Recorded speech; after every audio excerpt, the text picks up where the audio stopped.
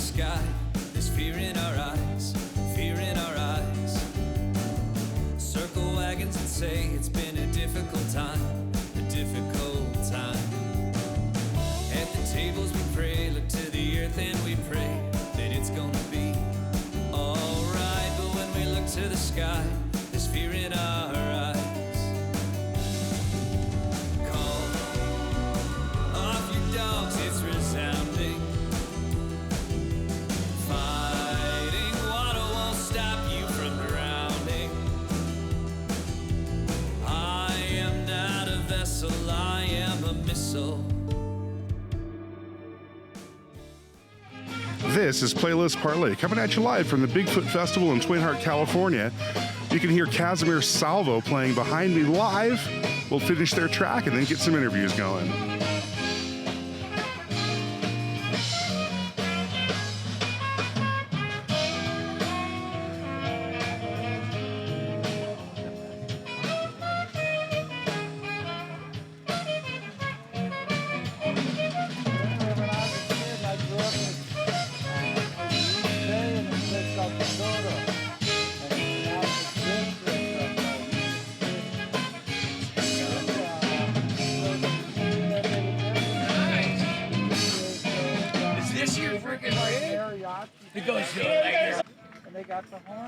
All right, that was Casimir Salvo. Those are my friends Luke Dunn, Josh Lewicki, Alec LaRoche, and a drummer that I don't know yet, but I'm excited to meet him. So hopefully he'll come over and say hi. All right, so this is Alec LaRoche, who's the bass player for Casimir Salvo and a bunch of bands. Yeah, right now it's just Casimir Salvo and the Brother Strong. Okay. Yeah. Right on. So you guys have got pretty busy summer. I see you guys gigging quite a bit with both bands. Yeah, Casimir's been all over the place. Should I turn this way? Yeah, maybe a little bit more directly into it there. All right. It's kind of a weird angle just because of the table. No, that's good. All right. Yeah, Casimir, we've been to San Francisco, Chico, Merced, just all up and down the state.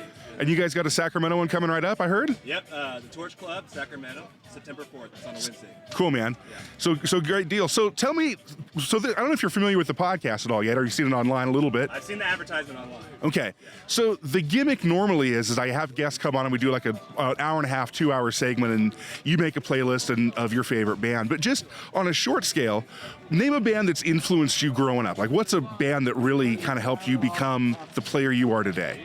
Okay, well, for me, it was, it might be surprising to play a lot of like jazz and funk and bluegrass, but it was a punk band called Rancid. Right on, okay. Yeah, that was my inspiration as a kid. I was like, I want to be like just like Matt Freeman, the bass player. And I learned his bass solos when I was like about 13 years old. And then after that was Charlie Parker and Jaco Pastorius, of course. And then, and Earth, Wind, and Fire. Cool. Yeah, we did Earth, Wind, and Fire on the show already with Scott Motton. Oh, nice. So Scott and I sat down and dissected about 2 hours of Earth, Wind, and Fire. And easy to do, you know? Yeah, well, a lot of material there, right? Yeah. Cool, man. So, yeah, reach out if you want to do a full episode at some point. I'd love to have you on, especially as we get into these more meager winter months. And I'd love to. Anytime. I support what you're doing. This is amazing. Cool, man. Well, thanks a lot for stopping in. Anytime, bud. All right, buddy. Good to see you. All right, so this is my brand new friend Wiley. He's the drummer from Casimir Salvo. I'm a drummer too. I've played with Josh and Luke over the years. But tell me about your background as a player. Where do you come from? And okay, so go get right up on that mic. So I've been around music my whole life. My father is a musician. His name's Willie T. Taylor. We're based out of Oakdale, California. He was in a band called the Puffin Billies. So as a kid, I remember at band practice, I was just stick my face right in the kick drum there. Nice. And then he grew on to another band called the Good Luck Thrift Store Outfit, and the drummer for that band is actually the drummer for the band Grandaddy. I don't know if you're familiar with them. Super big kind of indie rock band out of the 90s. So he's basically the drummer that I would draw from as far as people that I knew. But as far as my influences, I mean, John Bonham and Led Zeppelin, that's where my roots lie. I would practice to him as much as I could growing up, even though there's still things I definitely can't do that he does. I'm like, how the fuck does this guy do that, But just a lot of old classic rock. Like Green Day was a huge inspiration on me because just super fast drumming to practice to as a kid. So there's, I have a huge kind of pool of influences, but I would say my most current influence is a band called Wolfpack and a drummer Nate Smith. Who, and Fearless Flyers. Yeah, I'm very familiar with Nate. Super minimalist, but they make it sound like there's a full kit there. Well, it helps when you got Corey Wong and Joe Dart playing with you too. I mean, those are some pretty monstrous players. Absolutely. Yeah, but Nate's fantastic. Well, that's really cool. I met your dad, I don't know, probably 4 or 5 years ago. He was doing sound or helping do stuff down at in Oakdale at the brewery. Oh, the Dying Breed, yeah. The Dying Breed. And so I met him the first time, and he invited us over to the house, and I had Thanksgiving, like a Black Friday dinner there a few years ago with him. A real nice guy, your dad is. I didn't realize you guys were related. Oh, yeah, that's him. That's my pa. Yeah, right on, man. So he's still out touring too, right? Is he still? He's in the UK right now, actually doing a string of shows over there, and then I'm getting ready to head out. I'm the drummer for his band as well, so I'm flying to Ohio mid-September for the Whispering Beard Festival. It's like a bluegrass folk country rock fest they do out there. So that's awesome, man. You just got the gigs lined up for you. That's so cool. Yeah. Man, all right. Well, so if you had to pick a specific album from your childhood that helped do it, what's the one album? I mean, Dark Side of the Moon. Always. Right on, That's, okay. I mean, yeah, that's my favorite album of all time, and that's pretty unwavering at this. I will always say that without hesitation. So. Well, cool, man. I like the range of your versatility as a player too, because I see you playing some aggressive jazz stuff. You're doing the bluegrass stuff with your dad. So it's nice to see drummers that are not sort of just in a specific genre, that you got a wide range, and that's really exciting to see, man. Oh, right on. Thank you, man. Thank all you right, very cool. much. Well, good to meet you. Yeah, good to meet you too, Josh. You have a good day. All right, you and too. Thanks for letting me do this. Appreciate it. Oh, absolutely, man. All right, here we are live at the Bigfoot Festival. I got Richard Verasso here, who started a nonprofit down in Copperopolis. You want to tell me about that? Well, yeah, Creative Copperopolis is a nonprofit company, and what we do is we basically support other nonprofits or gigs like this with equipment, production, and connections in the music business. Right on, man. So this thing has been going on, and we've been trying to foster arts and culture, here, and it's really been working out. The crowd is diverse and loving all the different types of music. Good deal. The stage presents itself to bands that maybe haven't been on a stage that big before, and so it's thrilling, It makes them perform even better. That's really exciting to hear, man. Yeah. So you have a band too? You're a player in town? Yeah, I have a band called the Famous Hits Band that came out of the Bay Area because I used to, first I managed bands like Montrose, Greg Kinn, Eddie Money, worked with the Tubes, Journey, all the Bay Area bands. Right on. So coming from that, I had a band that the club would hire us, and then whoever was not on the road, I'd have them come and play at the, so it was, my band is playing in Copperopolis on September 28th, and some of the people are Art and Rhonda from the Hayward Jam Night, Mick Flair from Bill Graham's office, Danny Chauncey was a guitar player for 38 Special. A lot of players come and play. Right on, man. You also had something to do with the award stuff over in Calaveras County. Didn't they give away an award? I don't want to say the name because I think there was a cease and desist, so I don't want to say anything that I'm not supposed to say. No, I'll tell you about it. Yeah. We first, being from the Bay and working with all the bands that I worked with, we were doing something called the Bammies, which came out of BAM magazine. Okay. So the Bammies was a thing we did for over 25 years. And so I came up here and I go, hey, I'll call it the Cammies, Calaveras Arts and Music Show. That makes sense. And but it was for the mother load, Amador, Tuolumne, anyone from around here that services music or culture around here was invited. And the Grammys sued me for using the Cammies because I don't know. Because they own the Ammies? I mean, I don't know. That's weird. Whatever. Well, we did a research, and there's Mammies, Cammies, Bammy, Baby, all around the country there's something that mimics an arts award show like the Grammys, and they should actually feel good about it.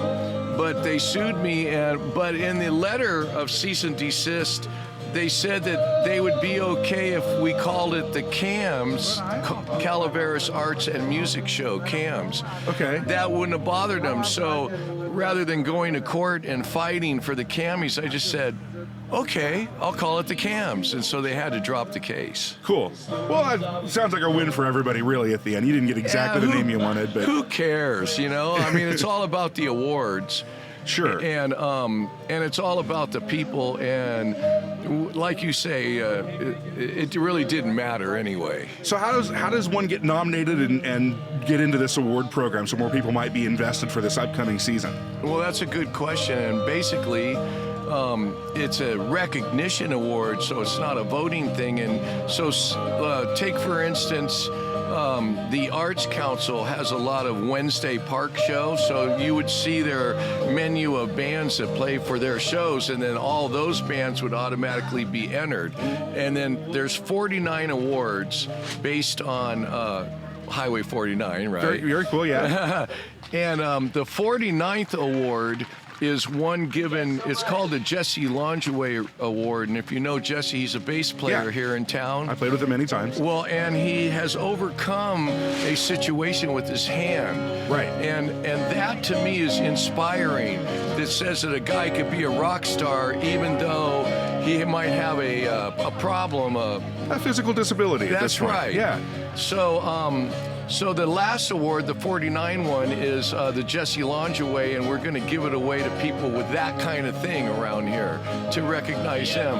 The other ones, people say, are there categories? Not really, but it could be any kind of art thing. Like you could be a theater person who sings, or theater is just as much art as rock bands. Absolutely. And it could be a jazz band. It could be, there's a lot of different players up here that play different music, and it could be anybody who puts the time and effort into doing what they do and pull it off good. Yeah. And also for kids who may not be the best guitar player, but he's like 8 years old and rips. I like to recognize these guys for what they're doing, because that'll inspire them to be the next Eddie Van Halen. Right. Yeah, that's a really good point. I think that another thing that could be happening for all of us is to create more opportunity for young players to get to play with pros. I think there's sort of a disconnect between the pro level player and the student, and I think that we could all work together to bridge that a little bit more. If we got young people playing at some venues or some shows or some venue to accept that it's not an all-pro show, but instead it's a learning environment for young people. And I think that when parents get involved in that situation, it helps you sell food and drink too, so I hope some venues are listening. Well, that's a great point, and that is exactly what we all should be doing. And the CAMS is an example. I use Calaveras County Public TV, CCTV there, and so they're going to have a program that airs the CAMS throughout the year till the next year, and in that situation, they're going to use students to run the cameras, have a clipboard and with schedules. So now they're starting to see how this thing works, how all these pieces, even here at the Bigfoot, and you're looking at it right now. Right, yeah, I've got a great view. You know how much planning and different intricate little details, down to the zip ties that are keeping things together. I just watched these guys zip up this wall over here. You're absolutely right. It's a lot of logistical stuff, and to get some good training for young people to have those kind of organizational skills just in general, and then more specific about production, whether it's musical or any other kind of event production, is very valuable. Being a guitar player, you got to know how to plug in your amp. You got to know that the speaker's fuzzy because it's blowing. You have to know about music, and you may not read music, but you need to know about the chords. So all of these things, I think that you're right, that the professionals, and guys like Eddie Money would always do that with kids. He was really good with kids.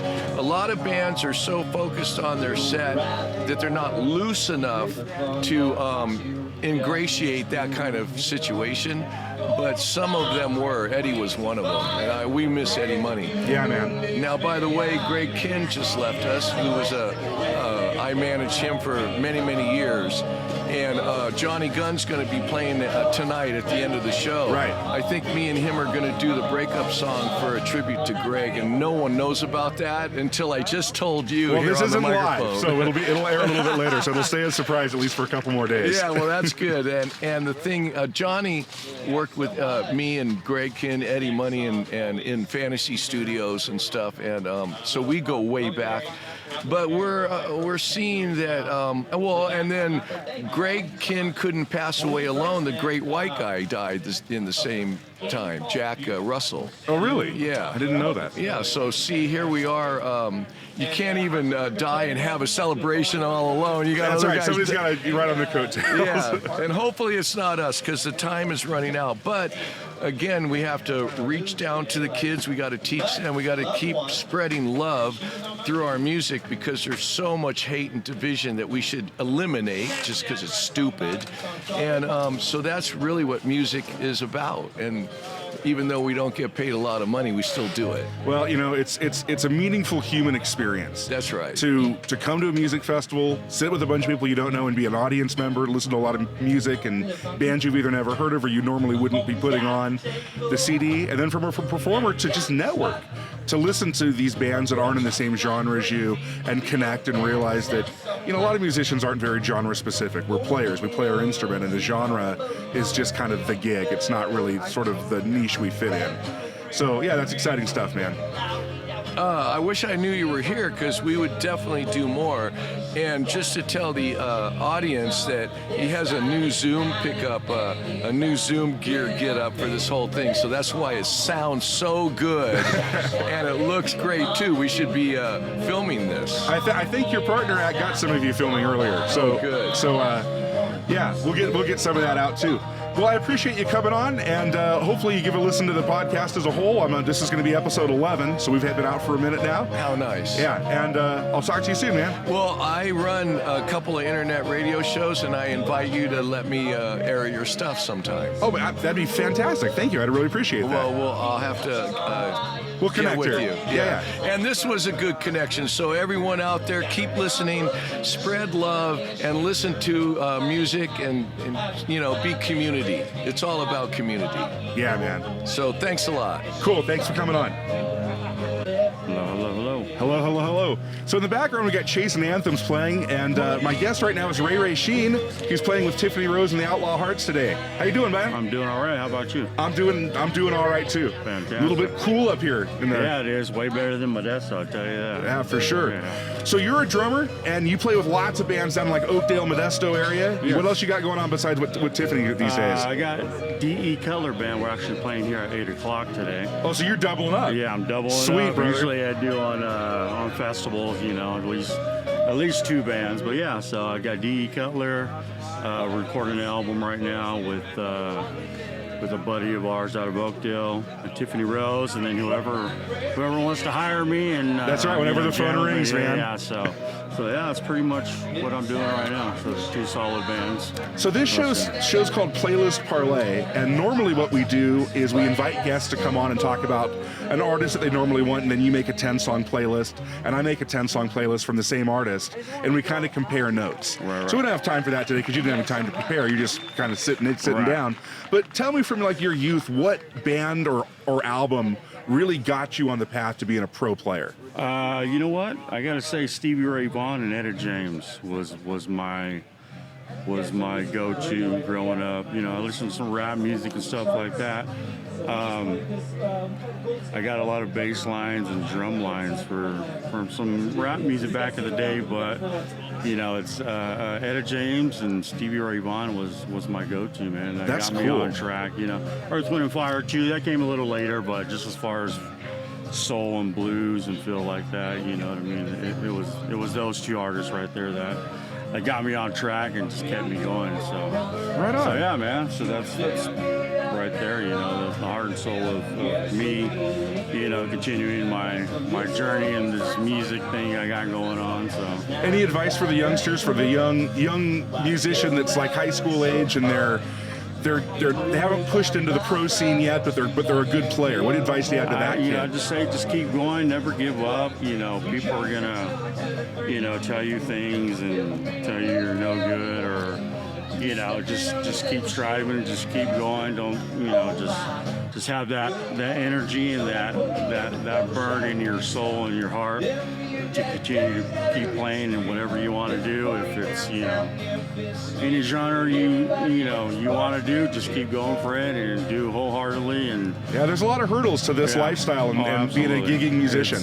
You think it's all fun and games, but there's a lot of work behind the sings, and a lot of blood, tears, sweat, beers, and all that fun stuff. You know what I mean? But it's, in the long run, you play your set, and everything kind of just goes away, and that's what you work for. And if it makes you happy, and just keep going for it, and don't give up. Those Don't give magical up. live stage moments, man, when everything comes together, ain't nothing like it. Especially when you're writing music too with a whole band, you know what I mean? It just makes that much of a difference, and you appreciate it more, So, but yeah, man, to the youngsters, just keep going, don't give up, and just, you do it with your whole heart, man. Is all I can say, Cool, man. And be humble. And be humble. Yeah, easy to work That's with. what it is, Humble yeah. and easy to work Yeah. with. Because Be humble. 100%, I've been the guy that's taken the gig away from some guys that are better than me. Like, I know they're a stronger player, but they're hard to work with.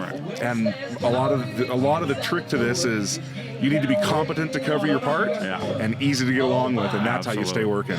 It'll take you a long way for sure. Hey, man, thanks for stopping in, man. I really Absolutely, appreciate man. you just giving me a minute. For sure, man. Good talking to you, brother. gotta Good take it seeing easy. you. All right. So I have Chris Oswald here now. He's a fantastic bass player, a resident bass player at Tuolumne County for, man, as long as I can remember. So back in the day, I think I first met you when you were playing with Crazy Ivan. Wow, that's been a minute. Yes. Yeah, I think that's the Yeah. first time, and I think you sat in with me and Billy Cook up at Miwok. What's the Diamond Jim's. At Diamond Jim's. Yes. I think because you were doing the whole top Boy, hat you thing. got it. Yeah. I think I was probably about 19 at the time, playing in the 21 and over bar. But I think that's the first time you and I met was probably about 1997. That sounds just about right. I just started teaching at Live Oak Music and was kind of new in town and had been with Crazy Ivan. As soon as I met Greg, it's like, we've got to put a band together. So Yeah, Greg, man, what a loss to our community. What a great human being, and I sure do miss him. long live Greg Knoll. Yeah, he passed away kind of right before all of COVID happened, and I've always had this theory that Greg was what was tying the universe together, and as soon as we lost him, just chaos is. Yeah. And Greg actually he's the first person I know who passed from COVID. Yeah, he might had have been other the stuff first. going on. Yeah, he had some other complications too, but Yeah, I was lucky enough to be there with him at the end. I saw him about a month before. I didn't really get to see him after he got sick, but I saw him when he was still healthy at the market here in Tuolumne. I was getting stuff like a sandwich at lunchtime, and he was doing some grocery shopping for him and the dog that he inherited from his mom. Right. And I remember we just gave each other a big hug right there in front of the frozen food. I remember exactly where we were standing. Every time I go back in the market, I go, and this is the last time I saw Greg, was right in that spot. I sure miss him. Me too. So let's go back and talk about your childhood. How did you get to be a pro player? What was childhood music like for you? Well, I've always liked to sing, and apparently would annoy people by getting up and singing at movies like The Sound of Music when I was a little kid. My mom Okay. tells me that story. I don't remember, but music has always reached into my heart. And I think by about the time I was 8 or 9, I was playing cello and in just a school orchestra, elementary school orchestra, and had a real inspiring teacher named Mrs. Trippy, of all things. Okay. And just fell in love, especially with stringed instruments. But it's like, this is what I want to do every day for the rest of my life. Wow. And you mostly have, right? I mean, Pretty you've much, had some yeah. day jobs over the years, but Here and generally there. you've been a pro musician for your adult life. That's correct. That's amazing that you were, and so the lesson I give to the youngsters out there listening to that story is how much of that getting down did you have to do at the front end to get to be the player that you are to work and be exclusively a musician. I'm sure there's a lot of reps that you had to get in as a player for rehearsal and practice and Yes, and having people who inspired me, both people that I hadn't met, the people that I got to know, my music teachers, people that helped coach me and believed in me. I have to thank those good people. yeah, so community effort for you, having all the Absolutely. support behind you. And now you're a graduate of the Percussion Institute of Technology, aren't you? No, I'm not. I'm a weird guy. I'm a geology major who just played in all the bands all through university. So I hung out and rubbed elbows with all the musicians all the way through university, but I'd never studied music. I always was kind of like this weird guy who I'm a drummer, so like all the theory stuff didn't seem to matter to me as much at that time. It does now, but at the time it didn't. And I kind of looked at all the guys who had graduated and had master's degrees in composition, and I'm playing the same gig as them for $80. So I kind of thought, well, why should I study this? And then I studied something that I ended up sitting in a cubicle for 5 years and ended up hating it. And now I try to also just do pro music and podcasting and all the peripheral stuff that goes along with content creation. But I never did. But I've transitioned to picking up the bass guitar myself to be a better drummer. I found it to be a really smart analog instrument to really understand how it works, understand theory better, understand song structure better. And I think I'm a better drummer for having spent some time as a bass player. That's awesome, Josh. I tried to do that, taking drum lessons, and I don't know if it made me better at anything. I wanted to. I thought, wow, 4 things moving, and I'm supposed to sing? Oh, I don't know about this. Oh, I don't even try to sing when I play drums. That's a whole other level. You are a monster drummer. Oh, You're thank you, just sir. Amazing. I really appreciate that. So what album or what band from your early days do you think still has a lot of meaning for you now? Like what album from back then still gives you a new lesson every time you listen to it? Well, it's a little bit obscure, possibly, but one of the albums that really made me go in the direction that I've gone in as a bass player was Beck, Bogert, and Appice. So it was Jeff Beck, Tim Bogert, and Carmine Appice. Okay. Tim had played bass in Vanilla Fudge. Just when I first heard Keep Me Hanging On, I thought, wow, look what they've done to that song, and because it was a cover of a Supremes tune. Okay. And I don't know if you're familiar with the song. I'm familiar with the song. I'm not familiar with the recording, though. Okay. So if you see Quentin Tarantino's Once Upon a Time in Hollywood, it's the song that's at that big climactic scene. I'm not going to give it away. If you haven't seen it yet, go to the theaters. Yeah, no spoilers for that movie that came out 5 years ago. But yeah, man. Okay, that's cool. Because I saw Jeff Beck once in the newer trio when it was him and Vinnie Colaiuta and Tal Wilkenfeld. Oh, I yes, saw it before he monster passed players. away. So that was the newer iteration of his trio, but I don't remember listening to any recordings of this older one. So Jeff and Tim Bogert died within a year of each other. Okay. And I got to be with him as he at the end as well. He lived down in Simi Valley, but we stayed friends. One of the reasons I went down to the Musicians Institute because I saw, he's teaching there, and we struck up a friendship within the first couple of weeks, and we stayed friends for the rest of our lives. Wow. And so not only was he a towering influence before I met him, but then after I met him, and he took me on as a student, and he was my mentor for all those years. And long live Tim Bogert and Jeff Beck and Carmine Appice, fabulous musicians. Yeah, Carmine's still alive, I think. He is. He lives down in Florida. Okay. He's got to be getting pretty up there in age, though. I bet he's nearly 80. Yeah, I'd say so. Seems like that seems about right. Yeah. When I first started teaching drums, I used his rock method book as my source material for teaching drums. So I've always had that affinity with him as an educator. I mean, he's a great recording artist, but Carmine really had this educator side of him that not a lot of people know about. But he's published a number of books and materials specifically designed for beginning and intermediate drummers to start learning to move their bass drum so they're really comfortable playing rock beats and getting those John Bonham triplets underneath, and he's got a really cool method for that. I think it's called Modern Rock Drumming by Carmine Appice. Yes. I think is the book, and it's been in publication for at least 30 years, but it's a fantastic book if you're out there looking for a drum book. Yeah, man. Well, Chris, thanks for coming on and chatting with me for a bit, and maybe we'll talk into doing a full episode down as winter gets closer to us. Oh, that sounds wonderful. I look forward to that, Josh. It's always a treat to see you, and I hope I get a chance to be on stage playing with you before long. Yeah, man, I hope so too. It's always a treat. Yeah, good deal. Take man. care, Josh. All right, joining me now is Richard Hibbard from Chasing Anthems. If you were listening earlier, they were playing on stage. You could hear a lot of their background stuff.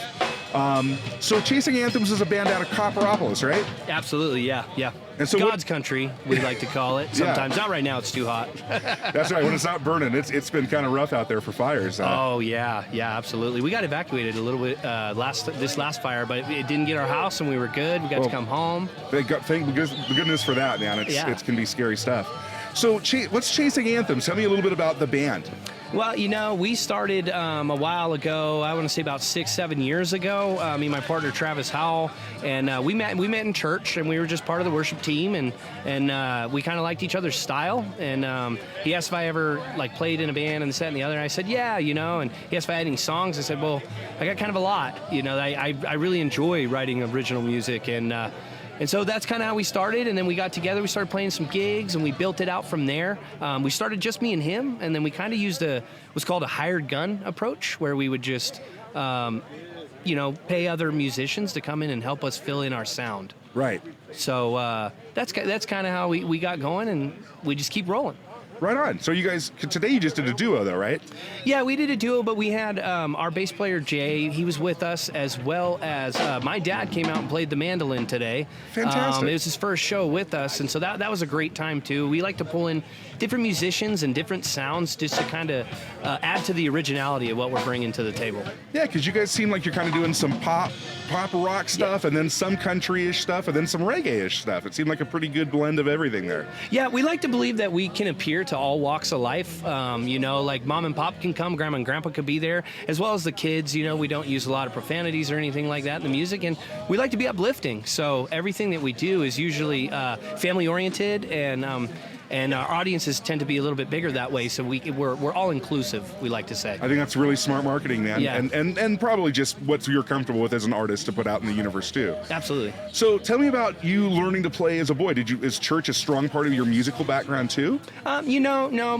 It's funny. My dad played music when I was a kid, and I, wanting to be like your father, you just pick up an instrument, and you start playing it, and I actually don't know theory or anything like that, and I play everything by sound. Okay. It just ear, and I just kept going with it, and I had a passion for it, and my wife actually made me, she goes, hey, there's this competition, Calaveras Has Talent, a while ago. I don't know if you ever heard or saw that, but she goes, hey, you ought to go do that. So we did that, and we came in third, and then the next year we came in second or something, and finally on the third year we won. And then well, congratulations, that's a big deal. Yeah, I think so too. We have the trophy in our little, what we call a wall of fame, with the kids and the musical accomplishments. So we're pretty excited about it. I'm excited that you family man. So you got some kids and they're married. And so do you have a day job, or are you just doing music? Yeah, I do. I work for the city and county of San Francisco as a powerhouse operator. Cool. That's my 9 to 5, and then I've been married for 10 years with 4 kids, and I'm blessed with the opportunity to come out here and play music in front of everybody in my off time. Well, that sounds like a lot to be proud of, man. I'm really happy for you. So tell me about an album or an artist. Either one, artist, singer, album, just something from your childhood that still has some meaning for you today, like just a recording or a show you saw or something like that. Okay, I wouldn't necessarily say it was from my childhood, but in my early adulthood, I was never a fan of country music per se. Okay. And then I got into a fella called Zach Brown. Oh yeah. So the Zach Brown band really helped bring me into the country music scene, and his writing style helped me write. So I would say he's probably a huge influence on what I do.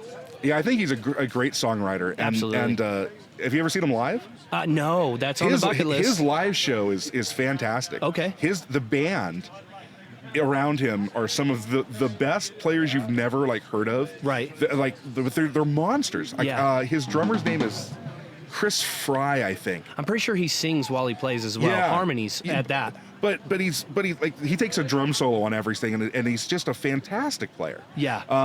And I don't know that he's ever done anything with anybody else mainstream. I think I'm just Facebook. He's just a guy. That's you can amazing. just add him on Facebook. He's just it's not like the Facebook worship page. With the blue check mark. Yeah, exactly. And he's just a return guy. message. Oh, that's awesome. And monster player. I've only really corresponded with him once right after we connected, and I just told him I think the world of him. That's probably about 8 or 9 years ago now. But, you know, my brother's a huge Zach Brown fan, and he lives out in Virginia. So he goes and sees him and records the concerts and sends me the clips. Oh, and, that's awesome. Anyway, so, within my own family, the Zach Brown band's been a very influential person for me a little bit, but mostly for my younger brother. That's awesome. Who's a singer-songwriter, guitar player. He used to play trombone and brass instruments as a kid. Oh, that's perfect. But yeah, so that's really cool, Zach Brown. Yeah. If you'd ever be interested in coming on doing a full episode, I think that an episode on Zach Brown would be really cool if you were into that. Oh, yeah. Yeah, we'll talk. We'll get some recording time and make some arrangements. Yeah, that'd be amazing. Cool, man. Well, thanks for coming on and talking to us. Yeah, thanks for having me here, man. All right, we'll talk soon. All right. All right, so now we have Tiffany Rose and the Outlaw Hearts playing behind us, but my guest right now is Kelly Flynn, who is an old neighbor of mine, actually, from when I lived downtown many years ago. Long time ago. Been a long time. But you opened up the festival today. Yes, I did. So tell me about what you've got going on musically now. Well, I played today with Chris Oswald and my friend Amy Mannon, and we do all originals. Okay. We just get together once in a while. So Chris is pretty busy, but we really enjoy doing this festival, so we have a good time. Good deal. Tell me about when you started playing music. Would you start like in high school, or did you start a little older? I actually started older. I didn't start till my 30s. Wow. And I wanted to learn how to sing, so I started taking voice lessons. And So tell me about what inspired that. I started hanging around with people that were musicians, and they were all sitting around jamming and playing guitars and music, and they were my neighbors.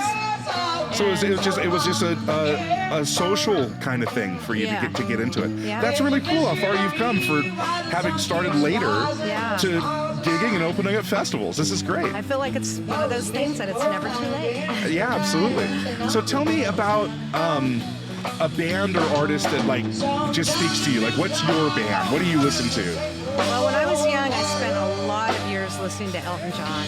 Wow, okay. I loved Goodbye Yellow Brick Road, and his songs, the lyrics, and everything really got to me. And the Beatles, of course. Right. So. And now, what about now? What are you listening to these days? You know, I'm kind of going a little country here and there. That's really cool. I really like Zach Bryan. Okay. And Tyler Childers. Yeah. It's his name. He's one of my Childers, I think is how he says it. Yeah, I'm not sure how to pronounce it, but he's one of my very favorites. That's great. Yeah. Cool. So, would you guys have any other shows coming up, or is this just kind of the one for the year? This is kind of it for right now, but we're talking about doing something else. So. Cool. Well, I hope you guys get some things lined up, and I look forward to seeing you in the winter or spring. Well, thank you. Cool, Kelly. Well, thanks for stopping by. Thank you so much for having me. All righty. All right, so my next guest here is a guitar player from the Donuts. What's your name? Kevin O'Connell, or as I go by in the band, K-Do of the Donuts. K-Do of the Donuts. That makes a lot of sense. So this podcast is called Playlist Parlay, and normally the premise is we have guests come on and they talk about their favorite band, and then you make a 10-song playlist that is like the essential 10 cuts of the band you want to talk about. And then I'll do the same thing without looking at your list, and we talk about them like musicians would talk about music, with a good analysis, lyrical meaning, what they meant to us growing up, and as players. And then at the end we trim those 20 down to a 10-song playlist again. And that's sort of the long form of what this podcast is all about. Nice. But we're just doing short form interviews today. So tell me about, as a youngster, how you got into music. Well, you know, I started listening to music in the 70s, and the old-time rock and roll. Led Zeppelin's a big influence. Jimi Hendrix. Nice. And Marshall Tucker Band. I'm super eclectic. My latest taste, though, last 15, 20 years, I'm into funk rock. Okay. Scott Pemberton, O Theory Band. I don't know if you know him. No, I'm out not of Portland, familiar. Oregon. Amazing guitar player, and he's been a big inspiration on me trying to get better. Good, man. That's always the goal, man. No matter how long we've been doing this, we're trying to get better. Yep. It's an unachievable state to be I turned the best. 55 last Sunday, and I'm still getting better. Right on. My birthday was just on Thursday, so happy birthday to you too, brother. Right on. Yeah. So cool. That's really neat. So what album would you say has been the one that you've hung on to? Maybe from those 70s days. What are you still learning from? From the 70s. Actually, Jethro Tull and Aqualung. Yeah. I still listen to that one every now and again. And then Physical Graffiti. Yeah, that's a another good one.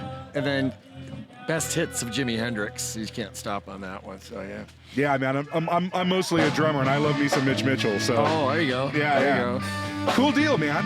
Well, you got some of their bandmates here in the wings too, so we're gonna cycle through. But I want to take you guys from Can I getting. mention my album real quick? Please! I forgot. You said you got a solo album. That's so what we we're just gonna do. released our first live album. It's called Let the Music Set You Free, and it's by The Donuts, DOHNUTZ. You can find us on all streaming platforms. Thankfully to my daughter, who is an amazing artist, and she does all that background work that I won't do. And yeah, we should push on to her and talk about her music. Yeah, fantastic. So you're on Spotify, Apple Music, Amazon, the whole nine. You guys are out. Fantastic. Yeah, we're on it all. And yeah, we're doing a big push to try and promote so we can play more festivals like here at Twain. Oh, and important side note on this album is it was recorded here at Twain Harte Sierra Bigfoot Music Festival. Oh, so it's a live show from from here, from 2 years ago. Fantastic. That's really cool. Yeah. All right, well, I'll be checking it out and looking forward to it. And let me talk to you at the end. I'll put a plug in the show notes for this episode, too. Awesome. Thank you so much. Cool, man. So you're a singer from the Donuts, the band we just talked about. Yeah. So I'm actually singing with my dad's band today, The Donuts. My name is Mikara, and I put out my own music as well, but we're going to play together today, so it's going to be fun. Cool. So what kind of band is The Donuts? Like, what's the genre or what's the groove there? I like to consider it as alternative funk rock jam band. Very cool. Mm-hmm. And then what about your solo music? What are you doing with that? So I actually make hyper pop. Okay. Which is what all the kids are listening to today. Are you familiar with it? I'm not a TikTok user, so I'm sure that's where I'm missing out. But tell me about it. So it pulls a little influence from electronic music, from pop music, from SoundCloud rap to old school for like middle school, punk music, the emo phase. Okay. So we kind of pull from all those different genres that me and my friends listen to when we work in the studio. So is it a lot of fun. sampled stuff, or do you use a lot of live instruments? It's mostly electronic instruments, but we do use live guitar and some other instruments as well, but not a lot of samples. Okay, Yeah. that's really cool. Yeah. So are you able to go gigging with this solo stuff? So we're working on the album right now. Okay. This is going to be my first full-length album. I put out an EP back in 2020, so I'm super excited. We're gonna finish the album and then figure out the live show. Okay, cool. And you guys are based out of Lodi? Is that where you're at too? That's where your dad said he's from? Yeah, I'm based out of Lodi currently. Cool. So Sacramento opportunities, hopefully. We've had not a lot of luck, but pretty good luck going up into like Reading area, going north on 5. Yeah, definitely. And I'm more of a singer-songwriter, Americana country. Yeah. But there just seems to be a lot of opportunities out of the north side of I-5 up into Oregon, even up into Ashland. There seems to be a lot more stuff happening. So as you guys put together a tour, which I hope you do, I hope that Northern California is treating you guys well. Definitely, would love that. Cool. Well, thanks so much. Anything else you want to add about your show today? Anything else exciting? Maybe shout out the other band members? Yeah, in the Donuts, we got my dad, Kato, singing and on guitar. He has some really cool original songs he's going to play.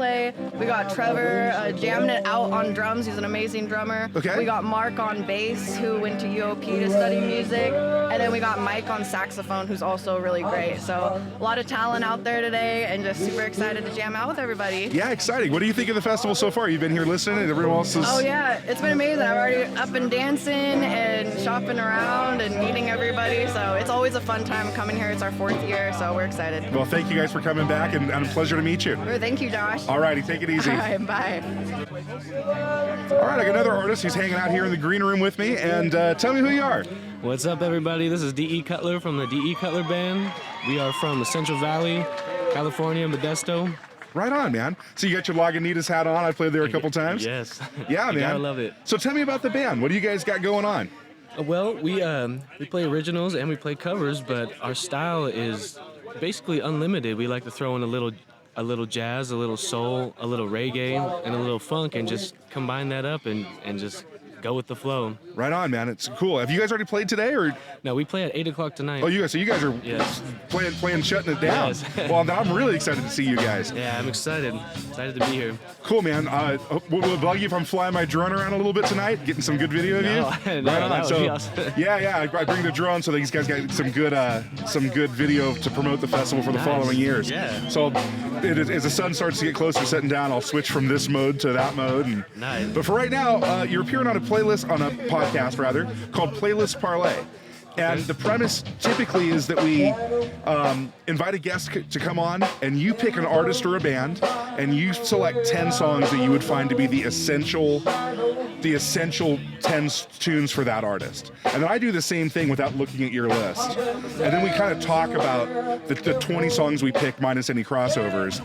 And we talk about it like musicians would talk about it. We want to encourage younger ears and non-musicians to kind of hear how we analyze and talk about music and what sticks out about a cut that makes us kind of have our ears perk up. Okay. So who do you think that would be for you? If you just, as a cold shot right now. That's so hard. I would have to say, you know, in the heart and soul, it's got to be Pink Floyd. That's awesome choice, It's man. got to be Pink Floyd for me. I mean, not that I don't like Led Zeppelin. Sure. I love but Pink Floyd, it's just David Gilmour's guitar and just Roger Waters and the harmonies and the keys and just... And the stage production. I mean, and that's just a whole other thing, but that makes them just that much better. You know? I agree. I've always, you know, back as a youngster when I was watching The Wall, you know, the old VHS videos when they'd have them, you know, what a great show. What an imaginative way to make the music mean even more. And so anyway, man, yeah, these guys are getting a little loud behind us. I'm like, Tiffany Rose and the Outlaw Heart still up there. That's actually the drummer for the D.E. Cutler Band is the drummer for them. Tiffany Rose. So yeah, Ray had him come sit down a little earlier. He and I knew each other. I think I met him playing with Tiffany the first time at a little micro festival up here called Tadberry. Okay. And so the Raglands put on a little small festival, backyard festival, but usually have 3 or 4 bands. I think I met him playing with Tiffany, and I met Ray a couple times since then at the Irish pub over in Murphy's and things like that. So yeah, great drummer, nice guy. I'm glad to finally meet you.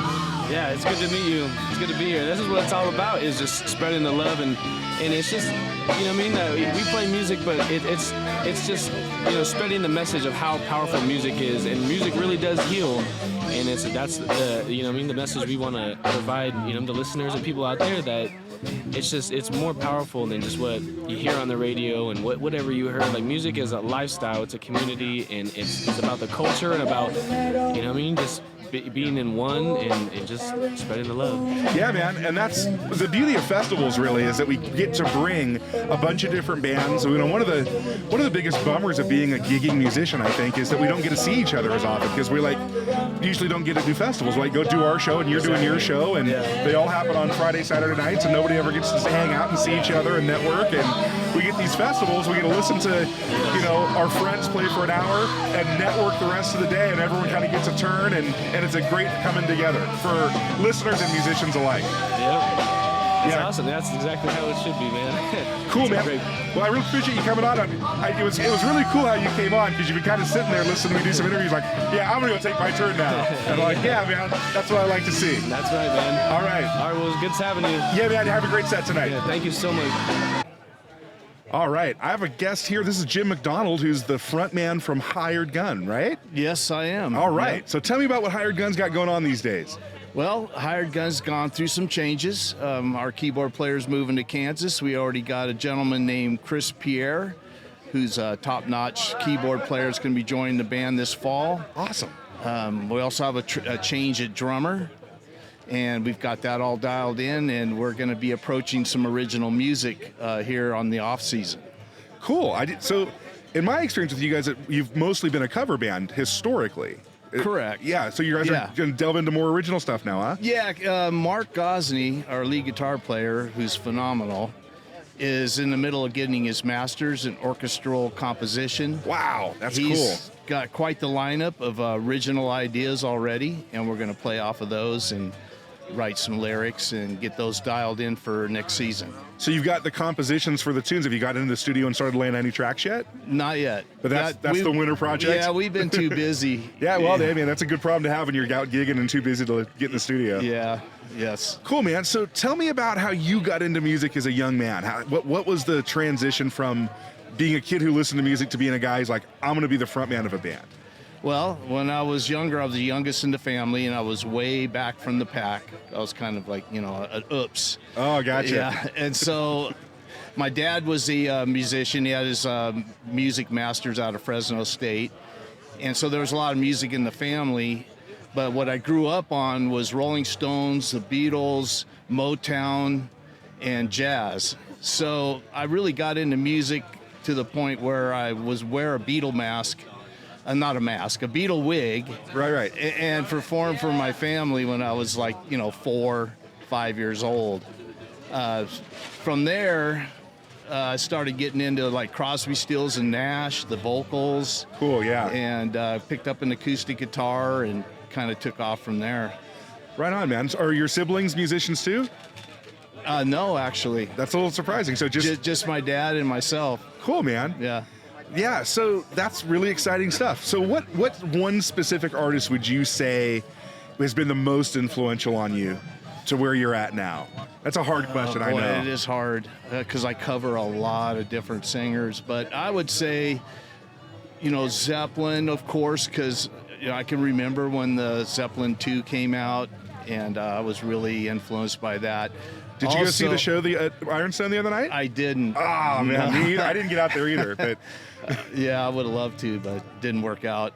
And believe it or not, Jethro Tull, Ian Anderson, really inspired me because he's a storyteller. Okay. And even my wife will say, hey, I like you best when you're doing the storytelling songs, like, for example, like some Ronnie James Dio stuff. Some Godsmack stuff. Cool. That's kind of where I shine, according to my wife.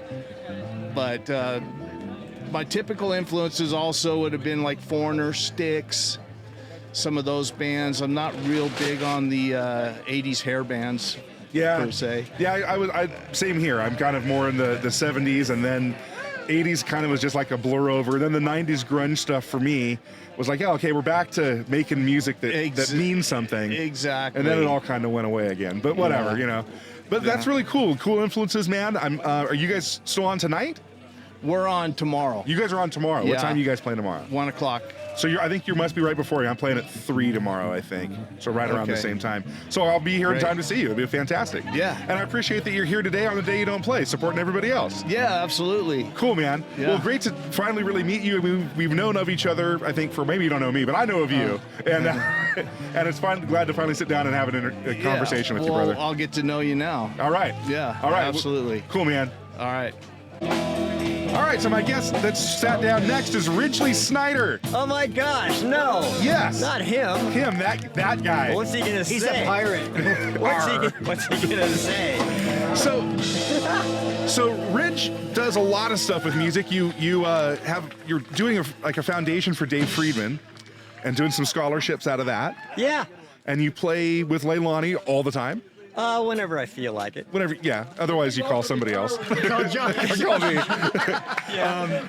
But one thing that surprised me about you that I didn't know about a year ago, maybe 2 years ago, is that you're a fantastic pianist too, as well as a drummer. And you're a fantastic exaggerator and delusional at the same time. I think you're minimalizing it. So, we did the Stevie Nicks tribute, and you played most of those piano parts that Christine would normally do, and you were fantastic.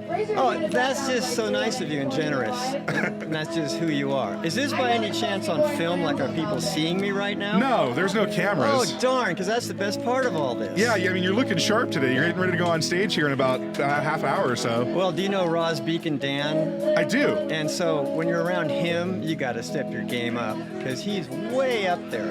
And us mortals down here, we got to figure out somehow to stay on the same stage with a guy that's that much of a virtuoso. That's and true. He's so handsome. So, Ridge, tell me about how you got into music as a youngster. Like, what was the transition from being a kid who enjoyed music to being a musician? Okay, it went from age 5 to age 16. At age 5, I was seen, it's on film, staring fascinatedly at the band playing live in Disneyland as they marched down the street. The trumpeters came with their golden horns, calling everyone out. And I was just standing there watching the drummer, and I started chasing after them. My parents, come back. I did nothing about that for 11 years when I went to South America. And I did nothing in music down there either. I came home and 2 friends said, we've started a band. We're going to be like Cream. You're going to be Ginger Baker. That's a good guy to be. And I said, yeah, who's that guy? I went, whoa. And I started playing drums just to be with my 2 friends. And that's the only reason I'm playing drums now is to be with Roz. Right on. So, and Leilani. if you had to pick an artist or a band that's been influential to you through your years of musicianship, who would you pick? Who's the most influential band or artist for you? There isn't one. There's about 57. Just 57? Off the top of my head, it would be Max Roach, Tony Williams, Ginger Baker, Buddy Rich, and then into Steve Gadd, Dave Weckl, and if I didn't say Ginger Baker, I'll say it again. Ginger Baker. I play nothing like him. Pardon me, I need to see the stage. Need a place to learn to act my age. Need a space to pay for all the ways I misbehaved. I need a place to pray.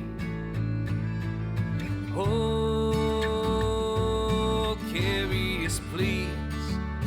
Bear up our dreams when we got nowhere to go. Losing our gleam, but still we believe, though the world says no. I'm here to live, not populate. Not fit to settle, looking down on all we made. I'm getting bored of finding peace in all I see. Everybody's dying, hell if we gon' go out quietly. Oh, carry us please. Bear up our dreams when we got nowhere to go.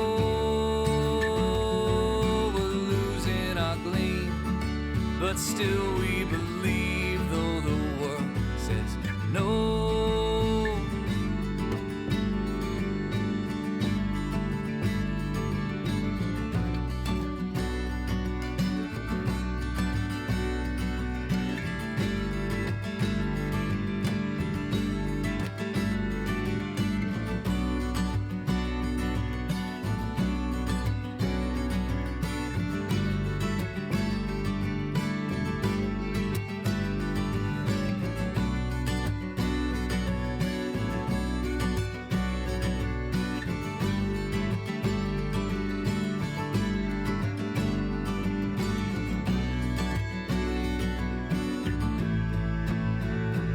And if we only break a little,